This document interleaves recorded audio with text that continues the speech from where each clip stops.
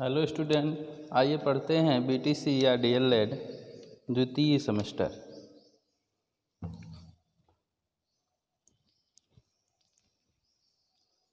इस द्वितीय सेमेस्टर में हम जो पुस्तक पढ़ रहे हैं उसका नाम है वर्तमान भारतीय समाज एवं प्रारंभिक शिक्षा।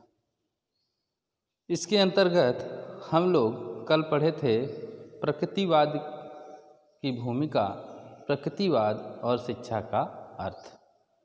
आगे हम लोग पढ़ेंगे प्रकृतिवाद, अगला पॉइंट प्रकृतिवाद और पाठ्यक्रम।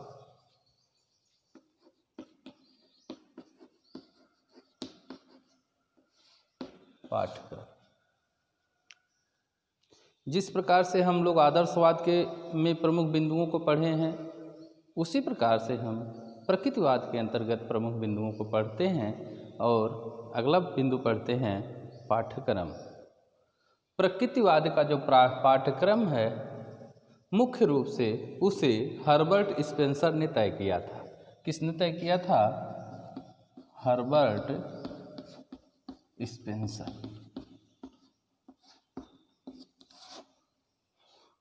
हर्बर्ट स्पेंसर ने तय करते हुए प्रकृतिवाद के पाठ्यक्रम को 5 भागों में डिवाइड किया। तो पाठ्यक्रम को इसने 5 भागों में डिवाइड कर दिया। पहला भाग है आत्म रक्षा संबंधी।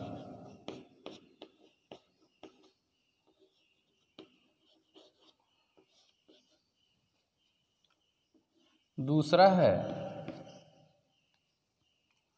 जीवकोपार्जन संबंधी।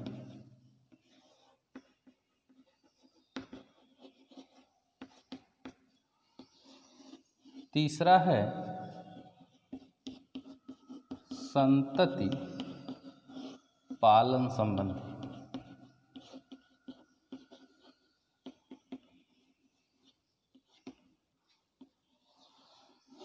चौथा है सामाजिक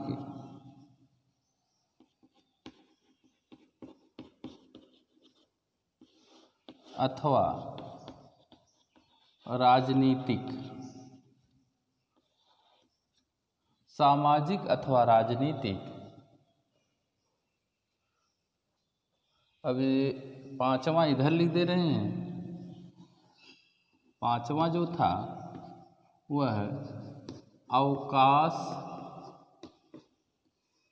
के समय का सदुपयोग संबंधी।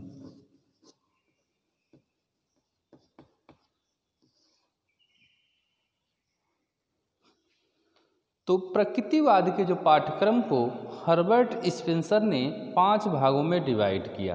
क्या 5 भाग हैं? एक बार फिर से देखते हैं। आत्मरक्षा संबंधी, जीवकोपार्जन संबंधी, संतति पालन संबंधी, सामाजिक या राजनीति संबंधित और अवकाश के क्षण का सदुपयोग संबंधी। इसके अंतर्गत इसने विभिन्न विषयों को रखा है। उन विषयों को पहले हम लिखते हैं कि किस किस के अंतर्गत कौन कौन सी विषय आ रहे हैं। तो आत्मरक्षा संबंधित में इसने बताया क्या पढ़ाया जाना चाहिए? शरीर विज्ञान, स्वास्थ्य विज्ञान,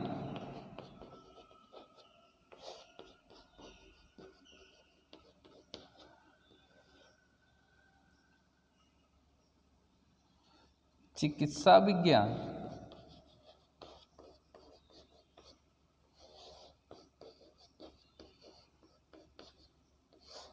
शयन विज्ञान,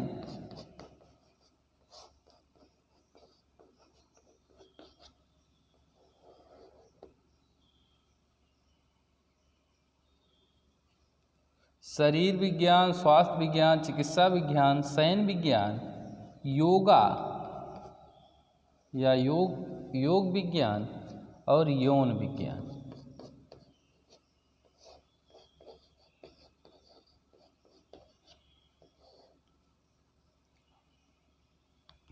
उसी प्रकार से ये जीविकोपार्जन संबंधी में जो इसने विषय लिखे, इसके अंतर्गत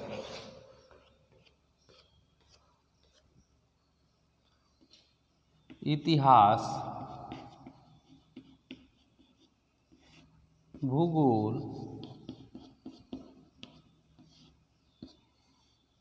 विज्ञान, गणित इत्यादि। उसी प्रकार से इसमें जो इसने विषय रखी संतति पालन में स्वास्थ्य विज्ञान,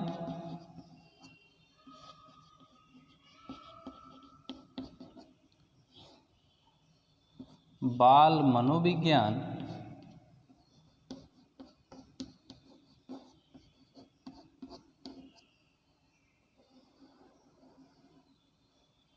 गृह विज्ञान।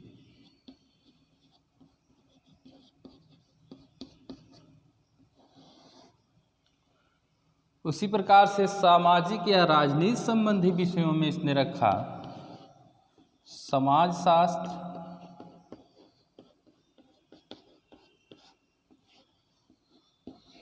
अर्थशास्त्र,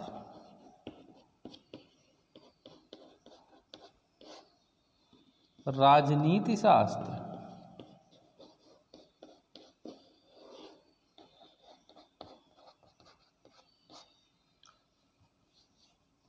तर्कशास्त्र, नीति शास्त्र,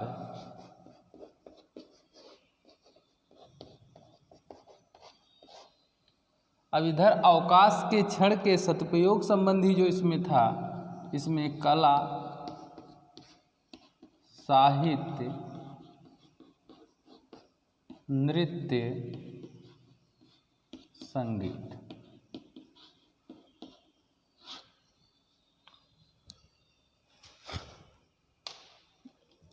ये हम देख रहे हैं प्रकृतिवाद और उसके पाठ्यक्रम में जो प्रकृतिवाद के मुख्य प्रमुख विचारक हर्बर्ट स्पेंसर, रूसो भी तो प्रमुख प्रकृतिवाद के सबसे प्रमुख तो रूसे थे, लेकिन इनके सहयोगी हर्बर्ट स्पेंसर ने पाठ्यक्रम की रूपरेखा तय की थी कि प्रकृतिवाद में ये चीज़ें पढ़ाई जानी चाहिए। आइए पढ़ते हैं हम आत्मरक्षा संबंधी। इसका मतलब ये है कि हम अपनी रक्षा या अपने शरीर की रक्षा किन किन विषयों को पढ़ करके कर सकते हैं। हमारे शरीर में जो विद्यमान है उसके लिए क्या क्या पढ़ें कि वह और स्वस्थ हो सके, विकसित हो सके, इसके संबंध में उसने एक पाठ्यक्रम प्रस्तुत किया जिसे आत्मरक्षा संबंधी पाठ्यक्रम के अंतर्गत रखा। क्या पढ़ाया गया उसमें? शरीर विज्ञान पढ़ाया जाता था, स्वास्थ्य विज्ञान पढ़ाया जाता था, चिकित्सा विज्ञान पढ़ाया जाता था, सैन्य विज्ञान, योगा और यौन विज्ञान की शिक्षा दी जाती थी। ठीक उसी प्रकार से जीविकोपार्जन संबंधी, अर्थात मनुष्य रहेगा इस संसार में तो उसकी जीविका चलाने के लिए कुछ विषय जरूरी हैं। जीविका चलाने के लिए अर्थात उन विषयों के द्वारा वह धन अर्जित कर सके जिससे वह अच्छा जीवन जी सके। तो उसके लिए उसने जीविका संबंधी या जीविकोपार्जन संबंधी एक पाठ्यक्रम हमको दिया जिसके अंतर्गत इतिहास, भूगोल, विज्ञान, गणित इत्यादि विषय जो जीविका चला सकती हैं इसमें रखा गया। अगला है संतति पालन संबंधी, अर्थात संतानों का पालन।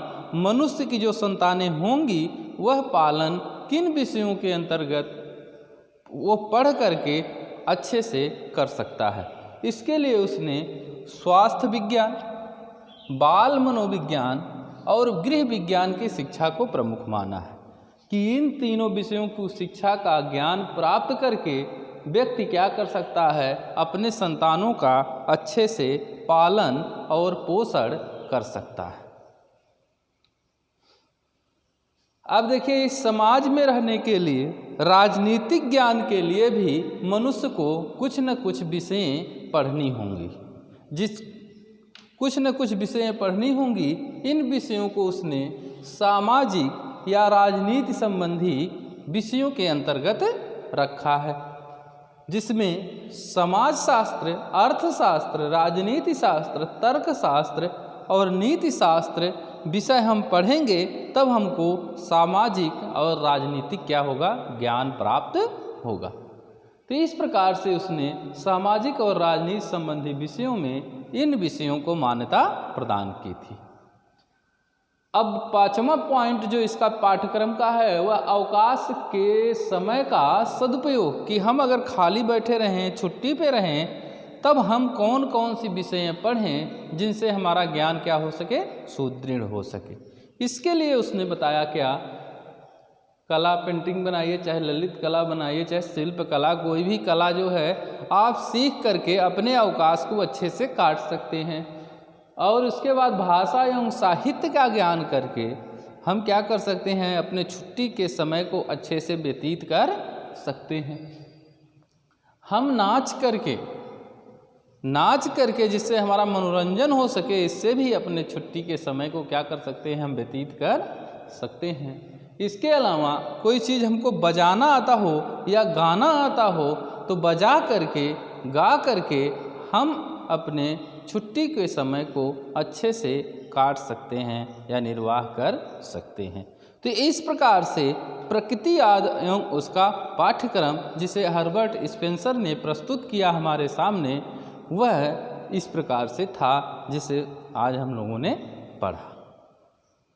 तो एक बार फिर से रिपीट करते हैं ताकि भूल ना जाएं। प्रकृतिवाद और उसके पाठ्यक्रम को प्रमुख विचारक रूसो के सहयोगी हर्बर्ट स्पेंसर ने प्रस्तुत किया। तो इस पाठ्यक्रम को प्रस्तुत करते समय इसने प्रकृतिवाद को के इस पाठ्यक्रम को 5 भागों में डिवाइड किया है। 5 भागों में कौन कौन से, आत्मरक्षा संबंधी, जीविकोपार्जन संबंधी, संतति पालन संबंधी, राजनीति या समाजशास्त्र संबंधी और अवकाश के क्षण का सदुपयोग हम कैसे करें, इसके लिए इसने पाठ्यक्रम को प्रस्तुत किया।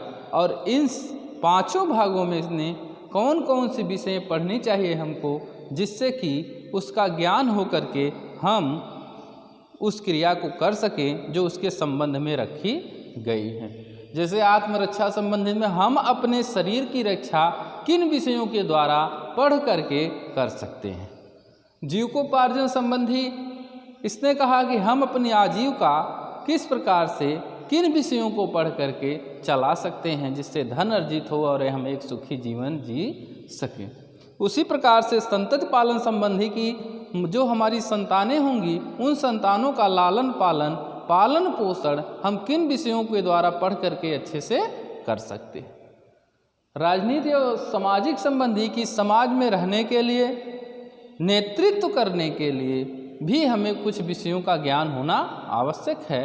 तो इसने ये विषय रखी और कहा कि इसका ज्ञान कर लीजिए, तब जा कर के आप में सामाजिक भावनाएं और नेतृत्व का गुण या राजनीति का गुण आपके अंदर आएगा।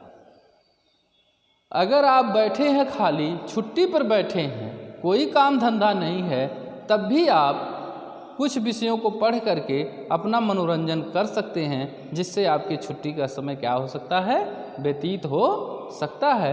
तो इस प्रकार से इसने कला, साहित्य, नृत्य और संगीत को रख करके हमको बताया कि आप जो है इन विषयों के द्वारा अवकाश का अच्छे से समय व्यतीत कर सकते हैं। ओके, अगले दिन हम पढ़ेंगे इसी प्रकृतिवाद से संबंधित अन्य बिंदु।